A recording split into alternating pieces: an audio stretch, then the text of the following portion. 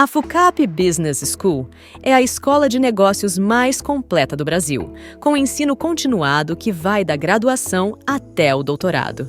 Com sede em Vitória, a FUCAP é uma das top 5 instituições de ensino do país segundo o MEC e, com certeza, pode ajudar a alavancar sua carreira. Para saber mais, acesse www.fucap.br.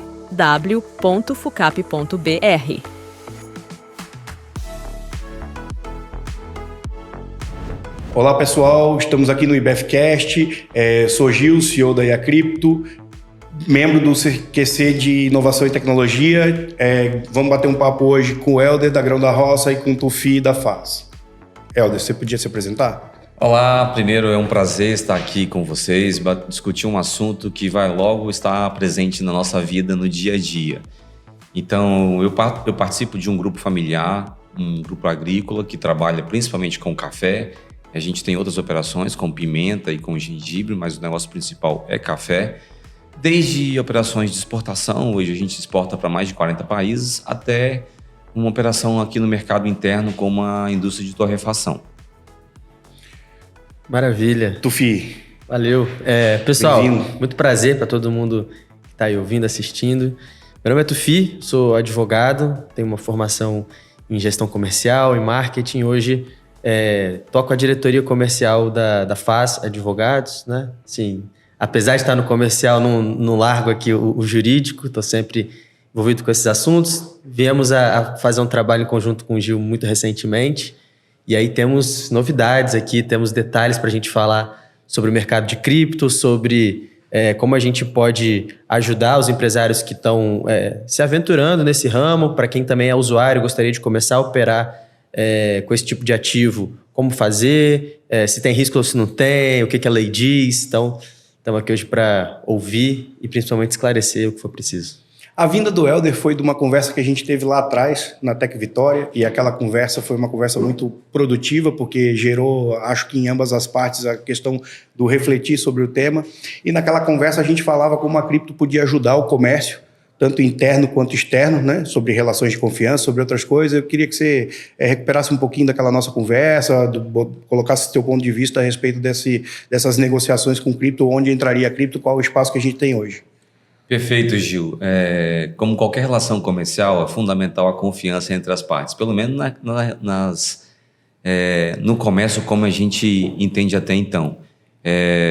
Naquela ocasião, você tem um caso de uma operação onde a gente estava transacionando uma carga de café para um Rio Grande do Norte e ficou no impasse. Como era a primeira carga de café para aquele cliente, o cliente não conhecia a empresa e a gente também não conhecia o cliente. Então, como que vai fazer? Eu vou pagar para o cara, ele vai pagar e tira a carga, eu tiro a carga e depois eu recebo. Agora, imagina um caminhão de café lá no Rio Grande do Norte sem a gente poder receber esse café ainda, né? O café saindo aqui do Espírito Santo. Então, daí surgiu uma necessidade. Como a cripto poderia substituir esse mercado tradicional e trazer a confiança necessária para as transações hoje? Então, eu acho que o ponto de partida daquela conversa foi o seguinte: como as criptomoedas introduzem confiança sem necessidade de um terceiro elemento direcionando esse comércio. E eu me lembro que a gente explorou isso no lado nacional, mas ele mesmo se aplica para o lado internacional. Você tinha falado da Turquia e outros. E assim, já para passar a bola para o Tufi, basicamente o que a cripto traz do ponto de vista de confiança é que a gente pode criar um contrato inteligente, né? O famoso smart contract. E a gente pode equiparar ao mundo real num cheque que precisa de 2 assinaturas para ser descontado, ou 3 assinaturas, ou 10 assinaturas para ser descontado, né? No momento que a pessoa faz o depósito de uma carteira de cripto e as duas partes têm acesso a essa carteira, e na verdade todas as partes têm acesso à carteira porque isso é transparente, né? Qualquer um que puder entrar na rede consegue ver o que tem naquela carteira, e aquele depósito ficar bloqueado, você teria a garantia de que você poderia mandar a carga porque os valores já estavam devidamente holdados, né? Os valores estavam devidamente presos e você teria a garantia para mandar a carga e com isso facilitaria. É claro que a gente poderia amarrar isso com uma arbitragem, mesmo que eletrônica, que seria, por exemplo, a emissão da nota fiscal ou o recebimento da nota fiscal nesse caso em particular. Mas isso tudo remete a uma coisa muito importante, que é como fica a parte legal dessa transação, né? Eu acho que é isso que o Tufi pode nos ajudar. Perfeito. A parte legal nesse caso aqui é a gente pensar em segurança da transação, apenas. Tá? Hoje o mercado do comércio exterior, apesar de cada dia mais moderno, ainda tem muitos pontos de insegurança. Então, acho que o caso que o Helder mencionou é o caso clássico. Olha, eu estou fazendo a minha primeira operação de importação ou de exportação.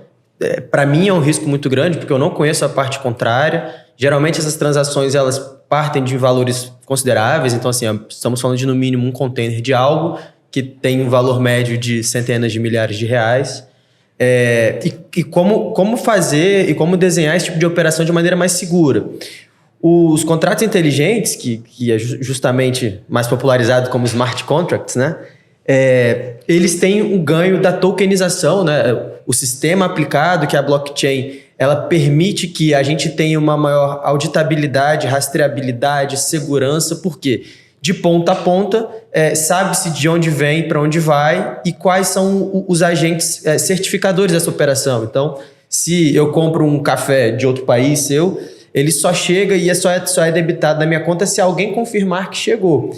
E o que a gente pode fazer de interessante para deixar isso cada vez mais robusto, ou pelo menos seguro, é colocar outras partes que não o comprador e o vendedor. A gente chama isso de certificador, né?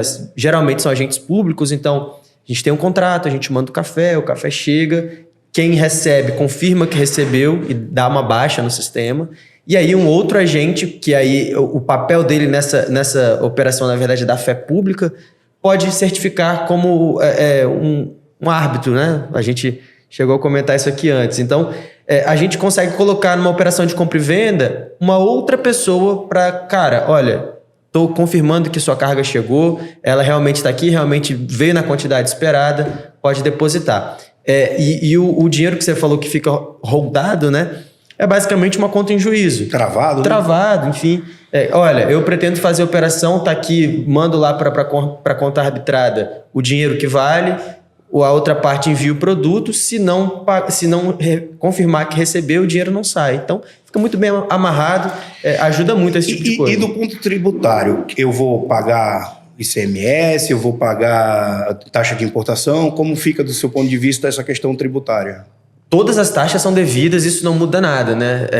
Apesar de uma operação ser mediada por um contrato inteligente, não necessariamente ela precisa ser paga em criptoativos. Ela pode ser mediada por um contrato inteligente e ser paga por moedas nacionais. Então, quando a gente dá entrada numa carga por um porto brasileiro, né, que é até onde vai o meu conhecimento, ela precisa pagar as taxas, fazer o desembaraço, apresentar as declarações, recolher o imposto de ICMS de importação. E aí, dependendo, né, o imposto de importação, cada produto vai ter a sua particularidade, obviamente. Mas todos os impostos são devidos. Eu toco muito nesse assunto porque o pessoal acha que simplesmente o fato de associar cripto a qualquer outra coisa que muda a parte tributária. E, na verdade, não. Quando a gente está falando do produto, de um serviço, o produto ou o serviço, eles continuam com a mesma tributação. A gente tinha conversado bastante disso antes do podcast, no aquecimento, né? E eu acho que é muito importante. Eu também acho que faltou um ponto, assim, que do ponto de vista, isso serve para o mercado internacional, né? Mas o que a gente colocou e que foi a minha maior surpresa naquele dia lá na Tec Vitória foi em relação a que isso também se aplica ao mercado interno, porque a crise de confiança talvez seja um dos problemas muito antigos da sociedade em relação ao comércio. Ela não mudou, não muda nada e também não muda na parte de tributação. Mas aí, mas para que vai botar cripto no meio, né? É porque ela traz uma quantidade de tecnologia que a gente realmente precisa, que é para poder fazer as amarrações corretas, para poder dar agilidade, né?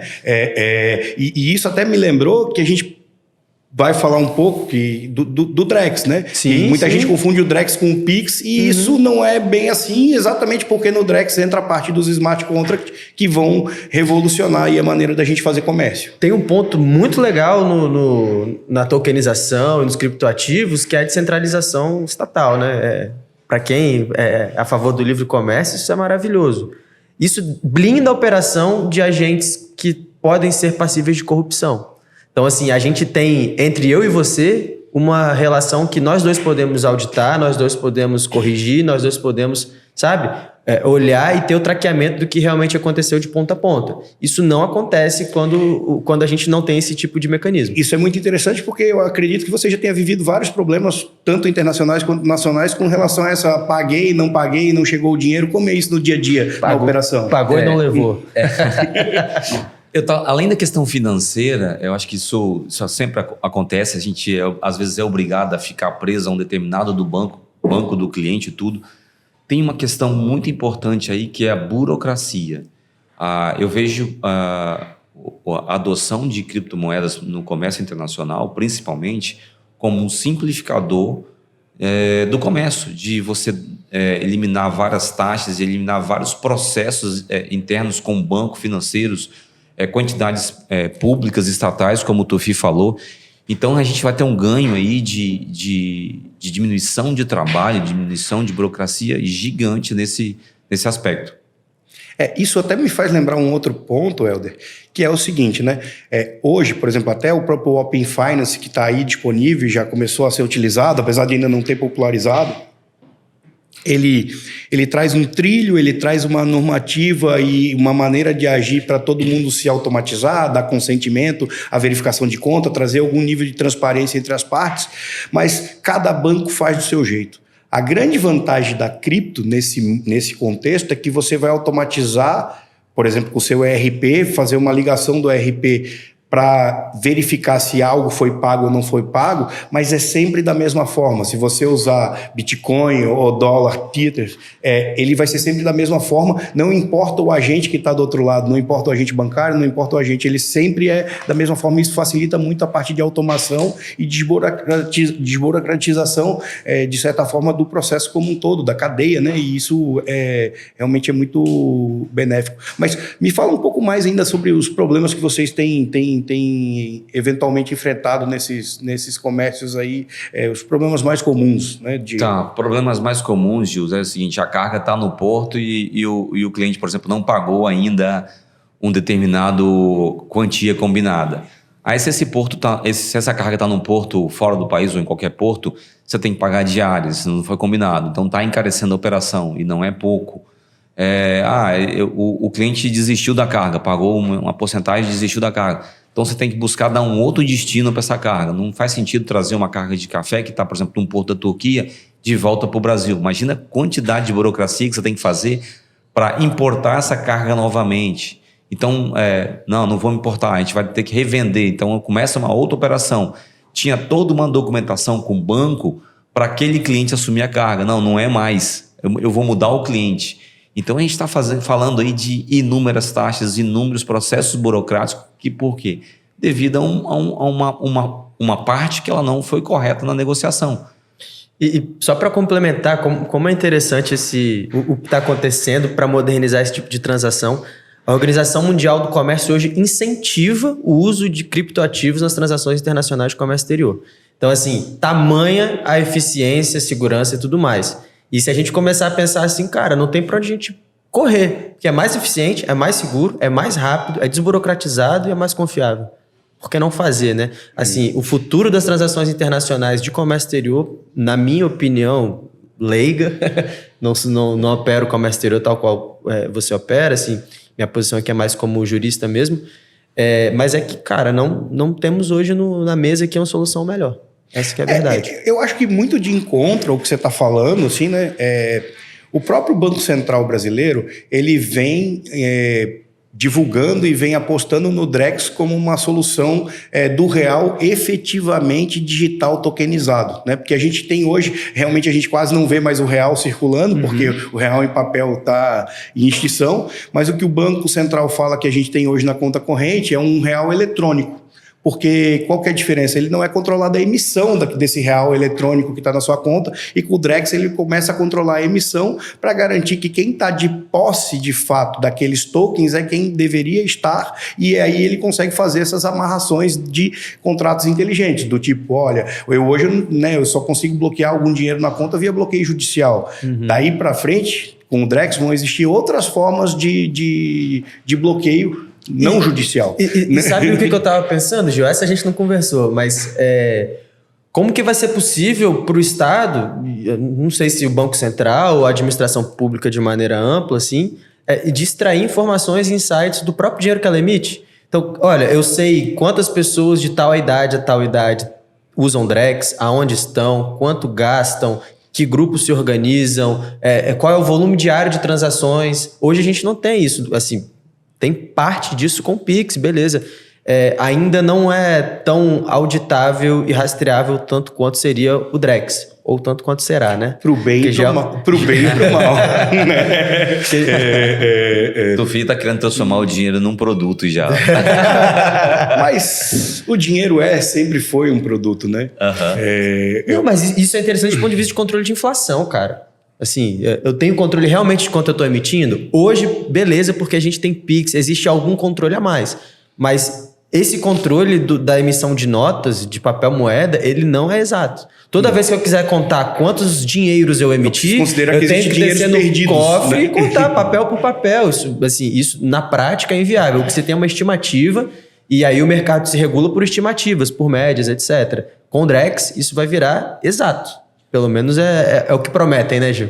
A gente está num ponto bem interessante, fica discutindo taxa de juros, se a taxa do juro do país deveria ser mais forte ou mais alta ou mais baixa, enfim. Com o cripto, na verdade, a gente vai poder buscar ou pedir dinheiro emprestado a quem quiser no mundo. Então, não vai mais fazer sentido o país discutir taxa de juros só o país por si só. Ele tem que levar em consideração que os cidadãos, as empresas do país, eles estão buscando empréstimo em outros países. Eu acho que a gente muda totalmente como a gente enxerga o mundo, como os países se enxergam e como a economia vai ser gerenciada, né?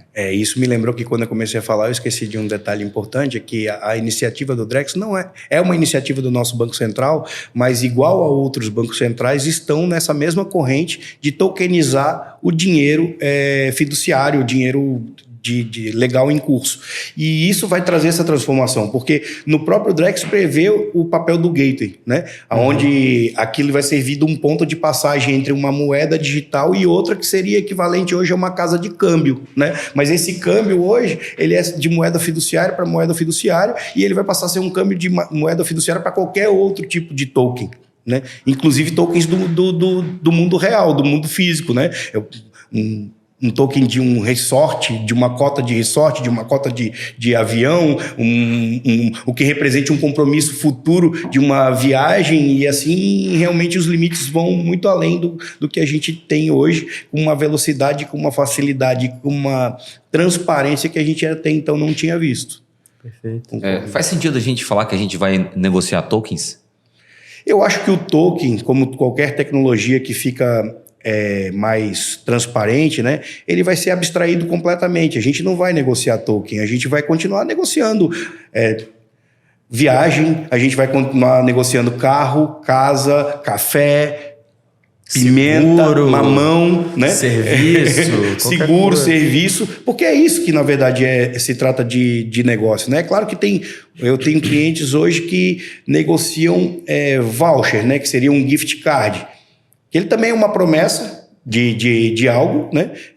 E é um ativo digital com ativo digital. Ele, assim, quando você negocia ativo digital com ativo digital, tudo fica muito, fica muito fluido, né? Mas, assim, a verdade é que a gente vai continuar comendo, vai continuar bebendo, vai continuar se divertindo e vai continuar tendo bens. E esses bens, eles são do mundo físico. Então tem que existir realmente essa conexão entre o mundo físico e o mundo virtual, e aí por isso que eu acho que o token, na minha opinião, posso estar errado, ele meio que desaparece. Isso é quase como o ar que a gente respira, a gente não vai notar que tem uma parafernália de coisa acontecendo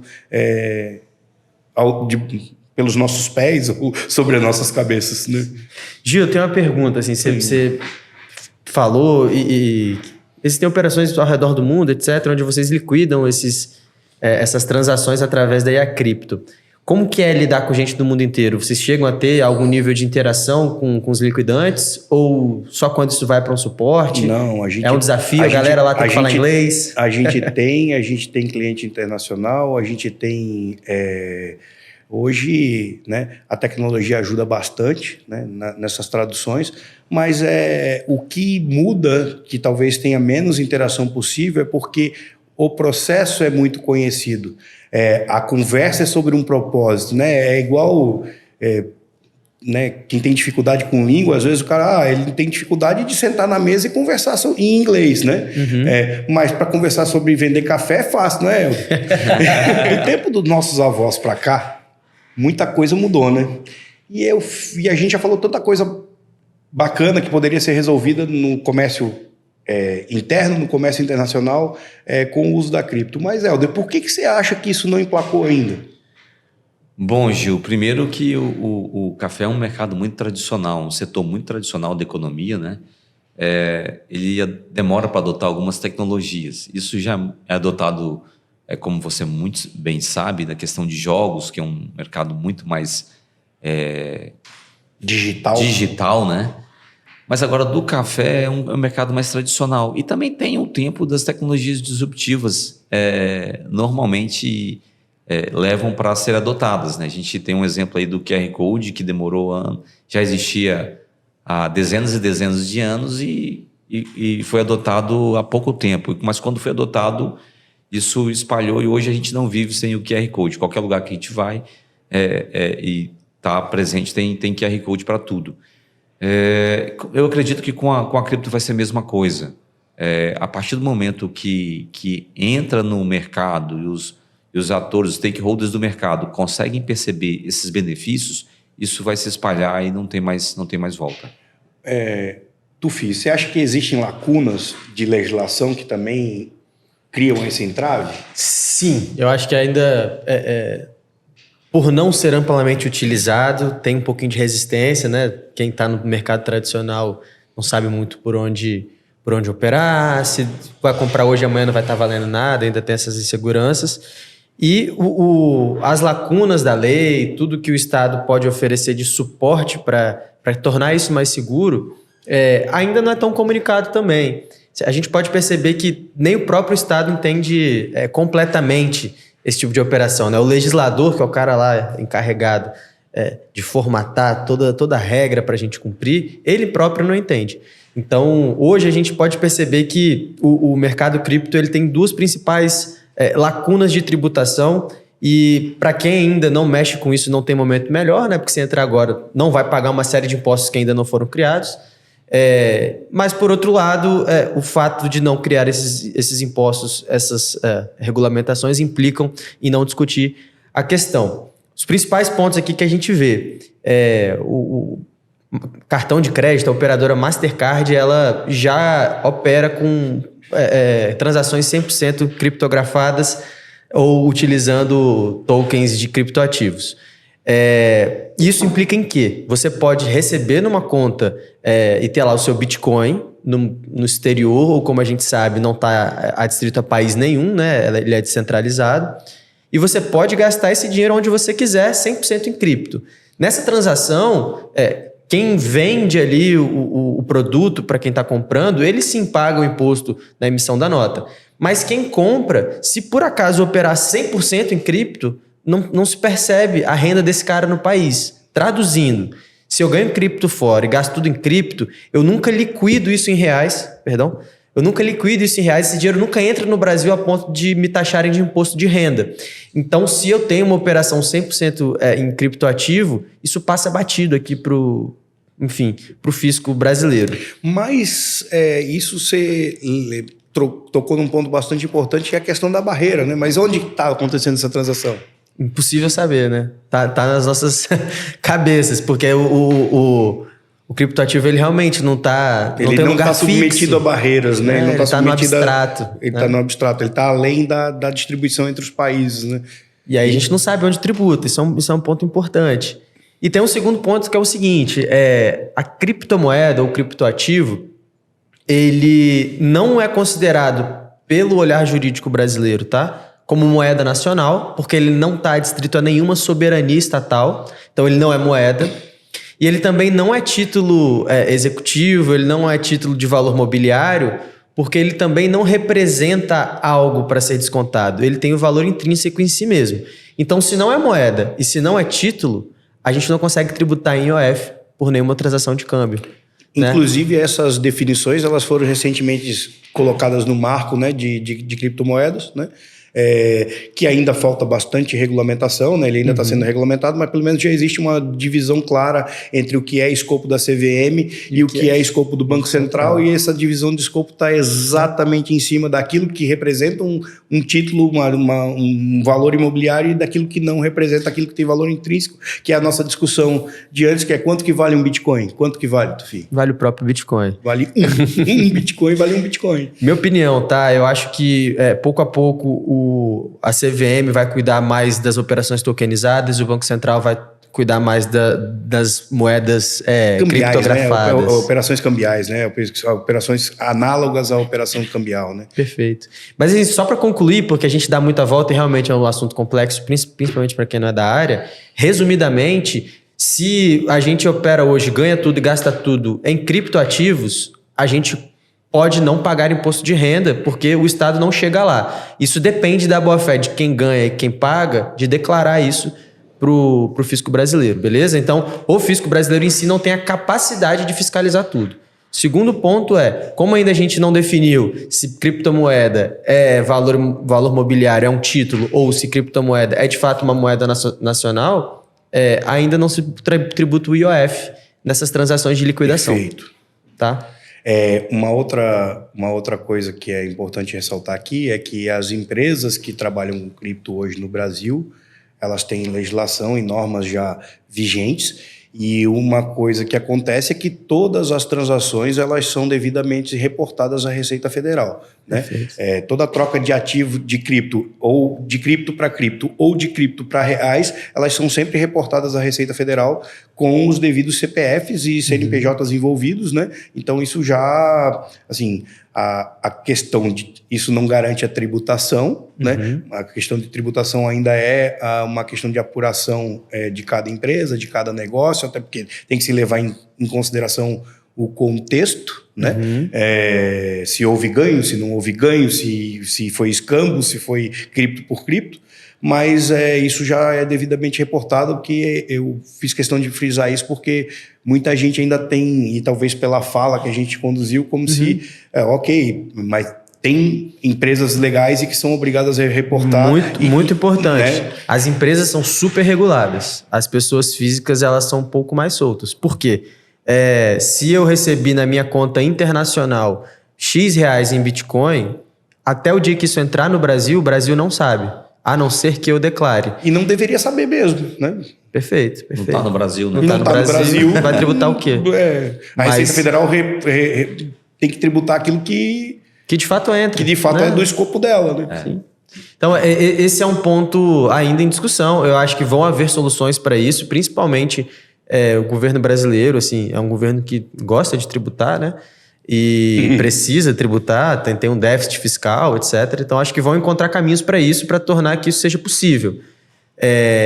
Aí, como vão fazer isso é uma outra história, a segunda parte do capítulo. Mas o ponto se quem deseja operar hoje precisa saber que as empresas que trabalham aqui, que fazem esses descontos, essas transações, elas são extremamente reguladas, que as pessoas físicas ainda não ganharam o tratamento devido, que algumas coisas ainda não são pacíficas, e que é um bom momento para começar. Por quê? Ainda está barato. É legal, né? Acho que isso é um ponto importante para a gente deixar claro, né? É legal, já existe o marco legal das criptomoedas, a própria Receita Federal já se manifestou por meio de instrução normativa, tem pontos sendo legislados continuamente, teve lei nova em 2022 que já entrou em vigência em 2023, então assim, ele é muito regulado hoje, mas não é completo.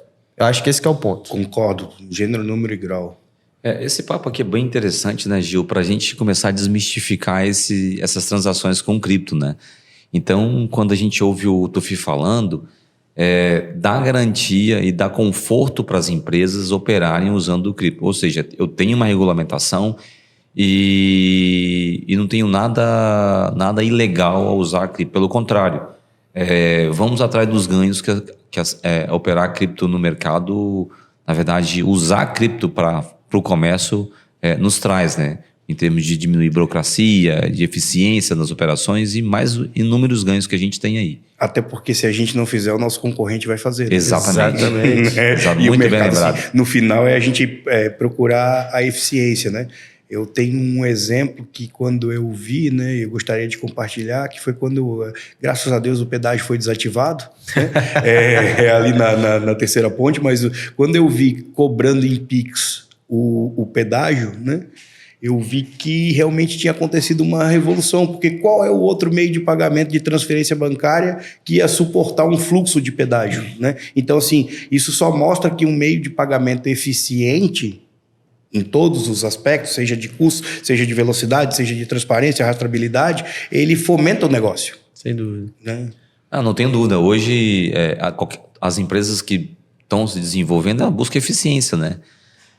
Buscar eficiência, trazendo algo que colabore com essa eficiência para a empresa, isso vai ser adotado muito rapidamente, isso vai evoluir e vai deixar de ser um diferencial, não tenho dúvida. E vai ser uma necessidade das empresas. Quando a gente vê o meio de pagamento auxiliando o modelo de negócio, alinhado com o modelo de negócio, como é o caso do pedágio, a gente consegue enxergar a cripto não como investimento, mas a cripto como utilidade. É onde ela vai fazer diferença, onde ela poderia gerar uma tesouraria 4.0, 5.0, onde o maior benefício dessa tesouraria seria que essa própria transparência da cripto, essa própria rastreabilidade da cripto e essa própria software que é a cripto, do ponto de vista de ter uma parte de software que eu consiga integrar com outra parte de software e falar de cabo a rabo o que está acontecendo, ou seja, trocando em miúdos para uma linguagem mais acessível, assim, o ERP, o sistema que a empresa tem, está conectado na rede de cripto e conseguir enxergar o pagar em cripto, o receber em cripto de cabo a rabo, isso facilita e agiliza o negócio. O que vocês pensam dessa ideia aí de cripto como meio de pagamento, corroborando com tudo que a gente já falou, Helder? Bom, primeiro, a tecnologia que dá suporte à cripto é uma tecnologia muito desenvolvida e muito atual. E a gente só tem a cripto pela evolução dos computadores aí, de poder trabalhar com grande massa de dados. De nuvem, né? De nuvem, exatamente. Então, essa tecnologia aplicada a processos torna esses processos muito mais simples. Então, hoje, a gente estava discutindo novamente na questão de importação, a gente tem intermediário de 3, 4 bancos. Cada banco tem um monte de processo interno. Então, quando a gente tira esses 3 intermediários e fica talvez com um, a gente está diminuindo o processo, está automatizando o processo. Então, é uma consequência aí natural a cripto diminuir esses processos, tornar ao mesmo tempo mais seguro e mais simples. Parece até contraditório, mas não é, né? Uhum. É uma tecnologia tão disruptiva que ao mesmo tempo que deixa seguro, ela deixa mais simples. E transparente. E transparente, exatamente. E rastreável. Então a gente tem vários ganhos aí como utilidade das criptomoedas nas transações, sem dúvida alguma. Quem trabalha com importação e exportação já passou situações onde que um diz que pagou, o outro diz que não recebeu, o banco diz que não sabe de nada e às vezes se perde meses aí até achar um pagamento e de fato efetivar o pagamento, que isso não existiria no mundo cripto, né? Exato. E sem contar que eu acho que barateia a operação, né? Quanto menos atravessadores, menos taxas, mais curto é o prazo. Se a gente faz um SWIFT hoje internacional, demora no mínimo 48 horas. Nesse meio tempo, a gente não sabe o que acontece com o dinheiro, mas certamente passa de um banco para outro e do outro banco para eles transacionam, ganham algum dinheiro antes de passar para a gente, quando chega para a gente já ficou algum resíduo para eles, para além das próprias taxas que a gente paga, né? Quase fazer um DOC e fazer um Pix, né? A diferença é absurda, né? Exato. Boa comparação. Na época do DOC, você mandava o DOC, só podia sair no outro dia, pagava uma taxa altíssima para poder fazer o DOC. Para fazer, para fazer tantos. E hoje em dia você faz um Pix, o cara não recebi, acabou. Mas era um DOC sem tecnologia ainda, Gil. Era o DOC no papel, essa comparação sua. É pior, né? É bem mais mais complicado. E o que você vê, Tufi, dessa visão aí de cripto como utilidade, de investimento? O que você poderia dizer do ponto de vista de legislação? O que uma coisa muda em relação à outra? Eu acho que o que eu posso dizer maior como usuário, né? Como consumidor. Eu vejo só vantagens. Não consigo enxergar hoje nenhum ponto de desvantagem para além da aceitação. Talvez os estabelecimentos precisem se educar mais para abrirem o espectro de aceitação desse tipo de pagamento. Quanto mais aceitam, mais a gente consegue utilizar. Quanto melhor as formas de pagamento, mais fácil a compra. Então, como utilidade, eu não vejo outro caminho. Isso até me fez lembrar que tem o caso de El Salvador e tem o caso aqui no Brasil de Jericoacoara, né? Em El Salvador, o Bitcoin virou uma moeda de curso legal, então a diferença que isso faz é que todo comerciante é obrigado a aceitar pagamento em cripto. É claro que o governo lá criou toda uma infraestrutura de que se o comerciante não quiser ficar com o cripto, ele vai receber em dólar, vai receber em outra moeda, a intercambiação é praticamente automática, é transparente para o comerciante que está lá e eles têm problema de grau de instrução, não é um país tão desenvolvido assim, é um país que vive muito do turismo, né? Mas o governo fez uma inovação que foi transformar isso em uma moeda de curso legal e de brinde ele meio que se desvinculou do dólar, né? Como meio, e isso é uma experiência bem bacana. Deixou de se tornar dependente de um outro país, né? Tem uma coisa muito legal sobre cripto que eu acho que a gente ainda não falou hoje, que é uma moeda que ela não está ligada ao risco país de nenhum lugar. Então, como método de utilidade, pode ser utilizada como um mecanismo de proteção patrimonial. Olha, parte do meu dinheiro está em dólar, parte porque eu acho que os Estados Unidos vai bem, etc. Cada um tem suas justificativas. Parte do meu dinheiro está em real, porque eu ganho assim, porque eu preciso gastar e movimentar. Mas parte está em cripto também, porque, cara, se o Brasil ou se os Estados Unidos forem mal, isso é independente, isso é indiferente. Isso tem um caso aqui próximo da gente, que é a Argentina, né? O mercado de cripto na Argentina, por incrível que pareça, ele é muito maior do que o mercado brasileiro. Muito maior não, mas ele é maior do que o mercado brasileiro. E aí quando você olha, se fosse proporcionalmente, é uma coisa absurda, né? Porque eles têm muito menos gente do que a gente e consegue ser tão forte quanto a gente em cripto lá. E é muito pessoal se protegendo da questão da variação cambial, da questão da moeda da Argentina que não vai tão bem, e deles poderem continuar fazendo comércio, né? Aqui em Jericoacoara, aqui no Brasil, em Jericoacoara, é um caso de fomento de uma experiência mesmo, de como lá recebe muito turista internacional, de permitir isso e de incentivar, não tem uma obrigatoriedade de aceitação, mas acabou virando comum a aceitação em cripto em Jericoacoara e é uma experiência brasileira bem bacana. E o que você acha disso, Helder? Gil, são os exemplos assim que começam e se espalham, né?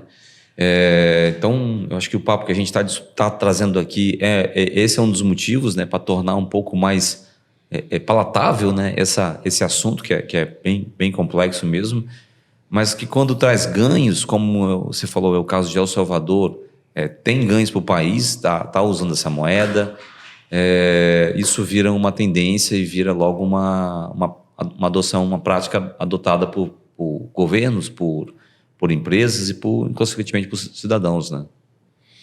Eu acho que a gente podia caminhar para o fechamento. Eu queria ouvir cada um de vocês a respeito de um fechamento aqui do nosso assunto de hoje. Eu acho que está sendo uma experiência muito agradável. A gente podia ficar, né, horas aqui conversando, mas, né, o formato do podcast exige que a gente tenha um limite aí. E, Helder, pode iniciar as suas conclusões. Primeiro que sempre uma discussão com vocês é um grande aprendizado. A gente, quando vai debatendo o assunto, sempre vai aprendendo também sobre o assunto e vislumbrando novas possibilidades, novos usos, novos conceitos que vão se formando de um assunto tão inovador, né, tão novo para a gente também.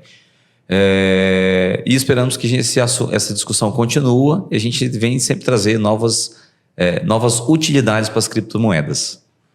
Obrigado. Maravilha. Da minha parte, Gil, só fazer um balanço de tudo que a gente falou, pontos que são importantes deixar muito claro aqui, que é uma tecnologia extremamente segura e que vem para ajudar, em especial, o que a gente conversou, o mercado do comércio exterior. Já é algo incentivado pela Organização Mundial do Comércio. Tem países que já atrelaram esse tipo de ativo como moedas nacionais, reconhecidas, etc. Então, o que a gente vê aqui enquanto comunidade inovadora, junto com o pessoal do IBF, cara, até certo ponto a gente tenta dedicar, estudar esse tipo de tema, a gente percebe aqui uma tendência. Então, em algum momento isso chega no Brasil com a força que tem chegado lá fora. O mercado digital, o mercado virtual, para a transação disso já é algo muito forte, muito feito, principalmente na Europa, como você mencionou, na Argentina também. Estados Unidos tem ampla utilização também. Mas no Brasil a gente ainda está engatinhando. Então, pessoas que têm essa boa vontade, essa disposição de estudar e de levar à frente esse tipo de assunto, tenho certeza que vão mudar o jogo aqui no Brasil para que a gente consiga tornar isso mais factível. Como a gente falou, não é só investimento. Criptomoeda, criptoativos, tokens, contratos inteligentes, etc. Eles têm muita utilidade e trazem resultado prático para a vida do consumidor. Acho que as linhas gerais são essas e complementando. Hoje ainda, por ser incipiente no Brasil, ainda está barato entrar, né? No futuro muito próximo vão haver mais impostos, mais regulações. Então, acho que a gente consegue extrair do papo de hoje, da minha parte, são esses apontamentos. Eu queria agradecer demais a presença de vocês, assim, é sempre um prazer enorme também de estar aqui e poder discutir esse assunto. Eu queria até falar que hoje eu estou nesse assunto de corpo e alma porque eu realmente acredito, né? Eu passei lá no começo da internet, eu estava dentro da faculdade, eu achava que a internet ia transformar o mundo, mas eu era muito jovem e achava que ia transformar o mundo em 3 anos, em 5 anos. Eu vi que demorou uns 30, mas o mundo que eu conheci lá atrás, igual quem passou por isso, não é o mundo que a gente vive hoje. E quando eu me deparei com o estudo de cripto, eu vi a mesma coisa de novo, né? E dessa vez eu resolvi entrar de cabeça, mas principalmente para ajudar a construir um mercado saudável, um mercado que traga benefício realmente para a sociedade, benefícios reais, tangíveis, dentro da lei, né? E talvez hoje essa minha postura aqui no CCQ de inovação do IBF é muito de trazer, quebrar um pouco desse estigma, né, que foi criado com relação à cripto, para trazer conteúdo realmente relevante e mostrar para as empresas e organizações que a gente tem algo aí acontecendo e que a gente pode fazer diferente do que a gente faz hoje. E é isso, pessoal. Convido para vocês a curtir, a compartilhar esse podcast e muito obrigado.